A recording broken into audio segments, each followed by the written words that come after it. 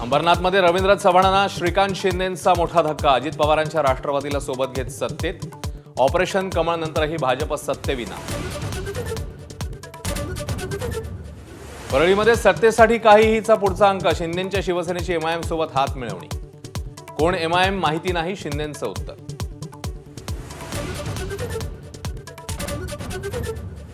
नवी मुंबईत नगरविकास खात्यामुळे 3000 कोटींच्या एफडी 800 कोटींवर. गणेश नाईकांचा एकनाथ शिंदेंवर पुन्हा हल्लाबोल. म्हणाले, ठाणे जिल्ह्यात गुंडगिरी पाप फेडावी लागणार. पिंपरीत अजित पवार महेश लांडगे संघर्षाला धार. दादांच्या टीकेनंतर लांडगेंकडून सिंचन घोटाळ्याच्या आरोपाची खपली. एकेरी उल्लेख करत वार. रोहित पवारांचं प्रत्युत्तर. ठाकरे बंधूंच्या संयुक्त सभेचा आज नाशिकमध्ये रणशिंगा. नाशिकसह इतर शहरातल्या मुद्द्यांवर काय बोलणार याकडे अवघ्या राजकीय वर्तुळाचं लक्ष.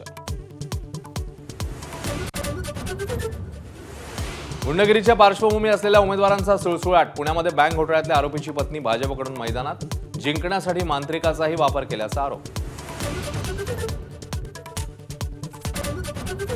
महापालिका निवडणुकांनी राज्यातला पारा गरम. ठिकठिकाणी चर्चेतून वाद झाल्याच्या घटना. चहा पिताना राजकीय चर्चा नको. अकोल्यातल्या टपरीवरच्या बॅनरची राज्यामध्ये चर्चा.